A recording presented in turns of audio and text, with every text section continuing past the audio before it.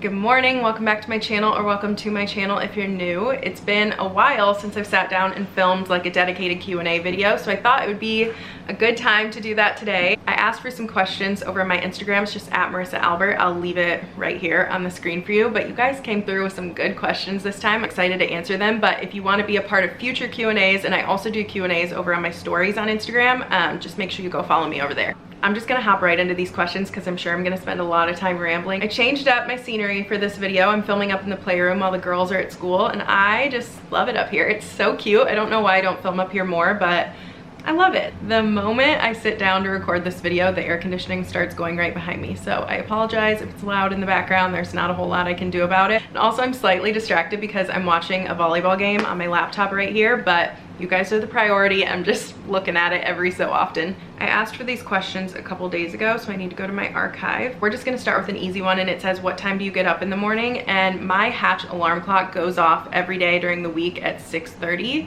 Now, some days I get up before 6:30. Obviously, if I'm going to work out before I need to be back to get the girls ready for school, I get up right around 5. But on average, I'm getting up around 6:30. If we have nowhere to be on the weekends, Shane and I tend to stay in bed till like 7:30, 8. The girls always like sleep in on the weekends. It's the best thing ever. I know, we're blessed. What is something you don't like about social media and the internet right now? That would probably just be people being so mean and having no consequences. That's the most frustrating part about the internet, is that so many people hide behind these fake accounts or private accounts or an account with no information on it, and they're just so painfully mean to strangers on the internet. And I don't deal with it a ton, but I see it all the time. It makes me so sad because I will say 99.999% of those people leaving those comments and like awful messages would never say that to that person's face. They do not have the balls at all to say that in person. By far the #1 thing that annoys me. I feel like it's so toxic for younger kids, and I'm like so stressed thinking about my kids getting older and having to deal with social media, because I feel like it's so detrimental to so many kids.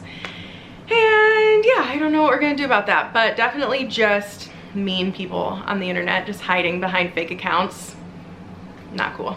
Favorite tablet for the girls. So the first tablets that the girls had were the Amazon Fire Kids tablets, and I used to love them. Like when we first got them, I loved them a lot. I thought they were super easy for them to use. They were annoying to set up, but they were very easy for them to use.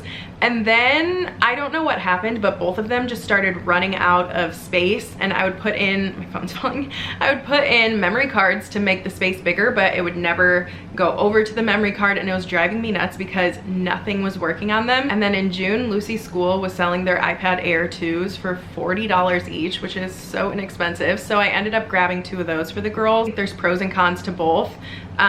Both, oh my God, my Midwest just came out, both. I think that there's pros and cons to both, because I'm trying to say it better.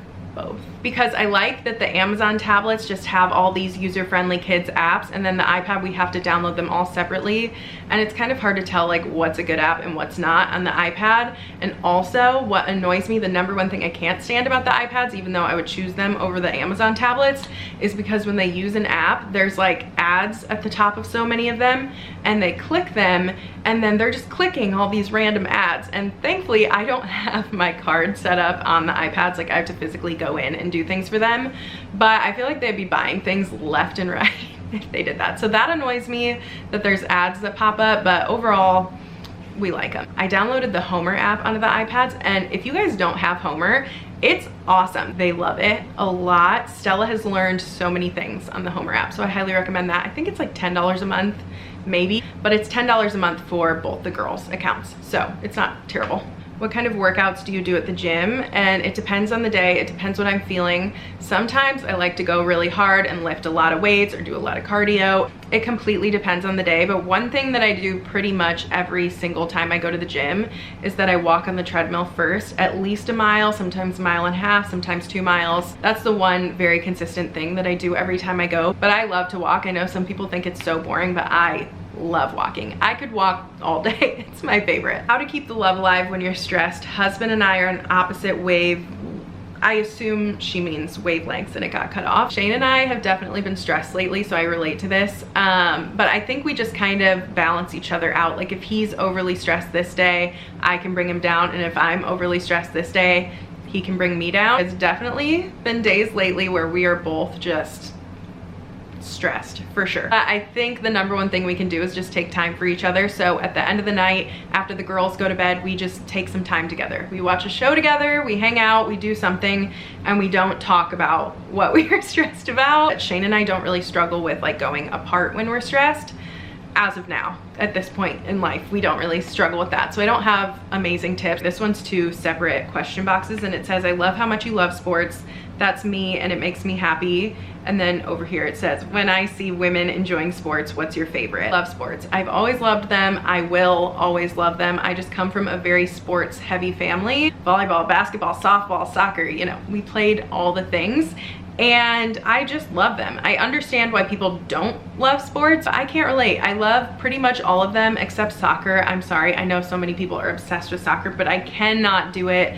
The field is too big. If you cut the field in half, I think it would be so much more entertaining, but it's just a snooze fest to me. I can't do soccer. Shots fired, I apologize, but I love talking about sports and making it more normal for women to be a part of sports and have an opinion on that. There are so many men out there that feel like because I'm a woman, I don't get to have an opinion on football, which just sends me, because I'm like, listen here, you're not playing football. You're not out there either. Just because you have the same parts as these guys running around out there does not mean that your opinion matters more than mine. Just saying. Favorite sport to play and to watch is definitely volleyball. I love it so much. And then the NFL and college basketball. I don't really watch college football. I will watch it, but I don't keep up with it really. I love the NFL, go Pack go forever. And then I love Illini basketball, college basketball. So yeah, top 3, there you go. What is something you really appreciate that Shane has done lately? I really like that question. I appreciate a lot of things that Shane does for me. Off the top of my head is that he planned a whole weekend for us to go to St. Louis and go to 2 Cardinals games, which I don't keep up with baseball a ton. Shane's a big Cardinals fan. I've always just been a Cubs fan, but I don't really care. I know that so many people are like, you cannot be a Cardinals and a Cubs fan. That's not okay. But I don't really keep up with baseball a ton, so I'll just be a Cardinals fan with him for the weekend. I love a good baseball game. He planned the whole weekend. He got a hold of his mom to keep the girls, and I'm just really excited that he did that. There is nothing I love more than not having to plan a trip. I love to plan and I do it all the time, but sometimes it's so nice to just be hands off and let him figure it out. So I appreciate that a lot, and I'm very excited, and I'm also getting something for my birthday while I'm there, and I can't wait. I can't wait. The more I ramble, the more the sun is coming at the side of me. I'm sorry, but I don't feel like moving my camera, so we're just gonna deal with some lighting. This says, just went through my first miscarriage and I'm terrified to try again. Do you have any tips? I really wish that I had tips for you, but the number one thing that sucks the most about miscarriage is it steals away so much excitement that comes with finding out you're pregnant again, because it's just kind of always looming over your head that like, this is a possibility, and that sucks. I hate that feeling, so I'm sorry that you're gonna have to feel that, but I just pray that you can feel peace and just trust your body and know that you can have a healthy, successful pregnancy. But yeah, I don't have any real tips. I'm so sorry. How did you quit your shopaholic ways? I just think this is kind of a funny question because I used to totally be a shopaholic. My friend Mallory and I, like years ago before I ever had kids, we would just go shop till we dropped, and we had no business doing that, but we did it and it was fun and the memories are there. But the number one reason that I stopped shopping all the time is because I can't stand clutter. I felt like I was drowning in stuff. That's what keeps me grounded, is I just cannot stand compiling things and having to constantly clean up and find a spot for something. And that just kind of took away the fun for me. I still love to shop. Nothing brings me joy quite like a shopping day. I know that sounds sad, but I love it. I love running errands. I love going into a store, but I just do not buy something unless I really, really love it or really, really need it. And it took me a long time to get to this point. I'm still not perfect. You know, I still go to the Target dollar spot and I was like, I don't really need this, but I kind of want it.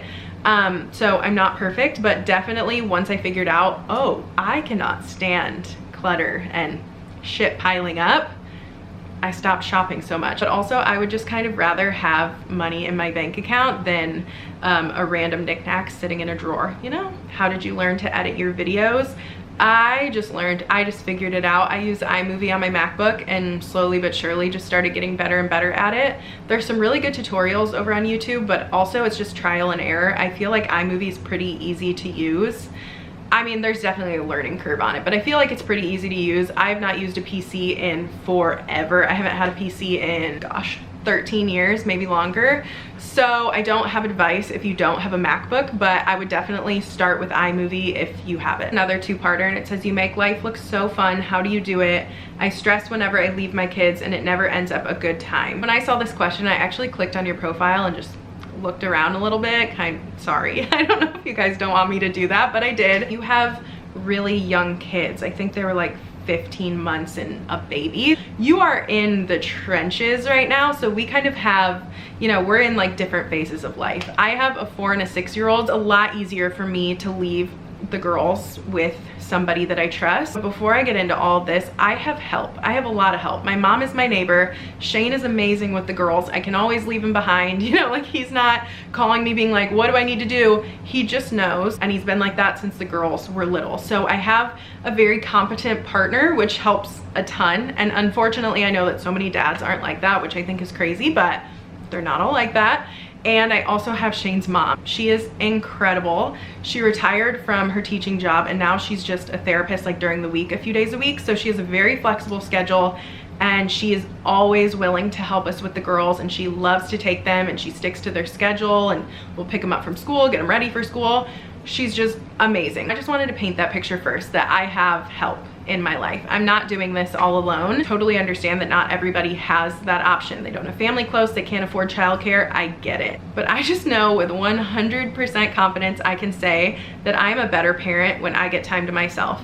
When I can go to the gym, if I can go to the store alone, if I can go get coffee alone, just a little amount of time to myself is life-changing. Even if I go take a bath and Shane puts the girls to bed, it's just time to myself to do something where I don't need to be mom. So I genuinely get to enjoy motherhood, and Shane still gets to enjoy fatherhood, because we both equally have these things that we get to do by ourselves and together, and we know that our kids are taken care of. But again, my kids are 4 and 6, so it's a lot easier to leave them with my mom or to leave them with his mom, because they're fine. You know, they're 4 and 6, they can kind of entertain themselves. Go back and read this question because I feel like I'm going off on a tangent. How do you make life look so fun? How do you do it? Okay, I have help. That's how I do it, and that's how I make life so fun, is because I get to do things every so often for myself. And I stress whenever I leave my kids and it never ends up a good time. I used to stress all the time when my kids were your age, so I totally understand that. Again, my kids are just older than yours, but a baby and a young toddler are just a lot more to take care of, so I understand being stressed when you're away from them. I felt that all the time. I was so stressed about making sure they had enough breast milk, if they were napping, if they were fussy. I get it. I don't really have an answer for the second part about you being stressed, because I think eventually with time it just gets easier. Did I answer that question at all? I'm not sure. I'm trying to fix my lighting. I feel like it's so blown out over here. Do you have any projects you're currently working on? Not really, not at this exact moment, but next week I might just redo our half bath downstairs. It would not take me any time at all. And I'm just kind of tired of how plain and boring it is. It's literally just a tiny little white room with a sink and a toilet. Nothing else. So I kind of just want to paint it. I want to paint it a fun color, do a little something to it. I don't know. We'll see. I might do that next week. It might be my project for the week. Besides that, I really want to redo my bedroom. That's going to be a heck of a lot more pricey than a half bath, but I really want to redo our bedroom. So hopefully I will get that done this fall, winter-ish. I think I might just do a little bit as I go. We'll see. But yeah, that's the next project for me. Shane needs to still insulate the downstairs of the garage. He got the upstairs of the garage done, but the downstairs still needs insulated. And then, is that it? I did order a new chair for the living room downstairs, and I want to get a big mirror for the wall and just some other things, but that's not like a big project. That's just, we need new furniture. So that's going to get collected over time, because I don't think my chair is going to be here for like 6 weeks. furniture just taking forever. So we'll see. Eventually I would really like a new couch, but they're so expensive. And my couch is fine. I don't need a new one right now. So any huge projects? No, not really, but I do want to get those little things done. Where do you get your girls' custom Converse? I get them from my friend Natalie's shop. It's called Sneaker Eye City. She's on Instagram and Etsy. I'll leave the link down below. She's one of my internet friends that turned real life friends. She's actually from New Jersey, and we met a few years ago when we went to a Packer game out in New York, and then they were just in Green Bay last month with their family, and they have the cutest family ever. And we went to a game together, and it was super fun. So I will leave all of her information down below. She's amazing. She's so talented. I don't even get how people can be that talented, but yes, she makes all the girls custom Converse. What's my dream car? And my dream car is a Cadillac Escalade, a white Cadillac Escalade. That's my dream.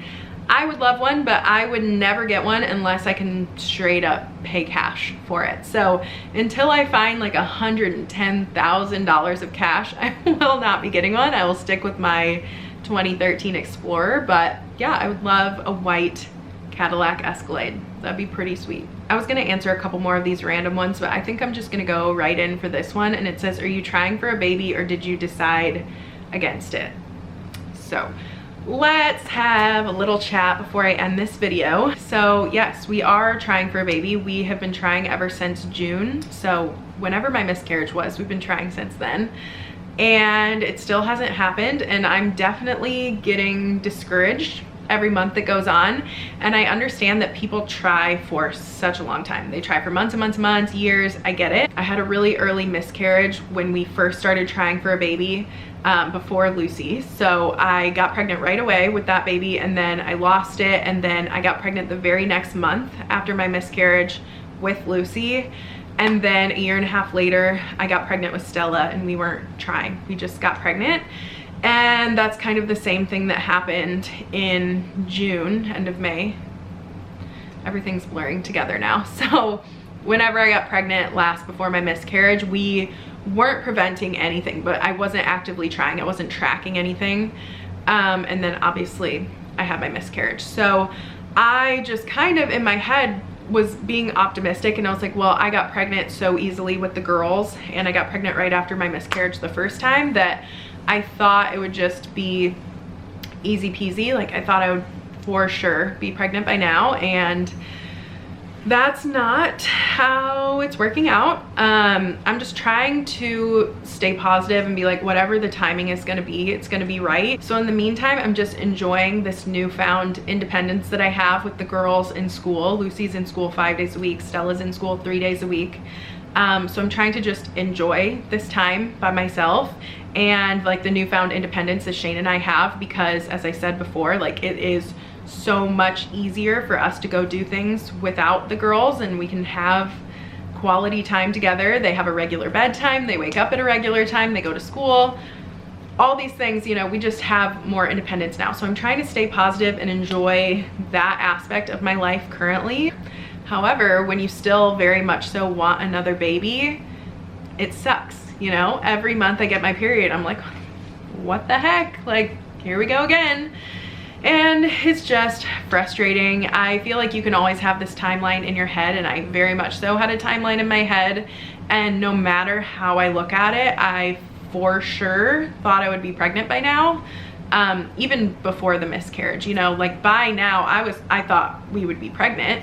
And so it's just kind of a weird spot to be in, and I understand that it hasn't been that long. We were very blessed with getting pregnant so easily before, and I don't want any of this to come off as insensitive, because I know people try for years, and I get it, and I feel for you, and I cannot imagine how hard that is. I never thought this was something that I would talk about on my channel. I never thought that this would be me. And again, I'm only I think 4-ish months into this, but coming off of a miscarriage and then going into trying for a baby just kind of sucks. And if you've never been through it, I'm glad that you've never been through it, but it's just a very different feeling, I guess, because as I said when I was talking about miscarriage before, is that it takes away a lot of the excitement that you feel initially when you find out you're pregnant.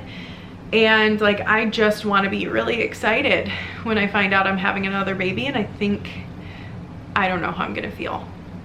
I don't know. Hopefully it happens soon for us, but I'm just trying to enjoy the spot that we're in right now. I just never in a million years would have dreamed that my youngest would be 4 years old before I'm even pregnant again. That was just never the plan for me at all. And I mean, plans change and it's okay. And I'm glad that we've had this extra time with just Lucy and Stella, but I'm ready for another baby, and I would love to have another baby, but yeah, it's just not always that easy, you know? Can't always make your own timeline for things. But I think that I'm just gonna end this video right here. My throat is starting to hurt from how much I've been talking. So thank you so much for watching and supporting my channel. Be sure to give this video a thumbs up. Subscribe if you haven't already, and I will see you in my next video. Bye.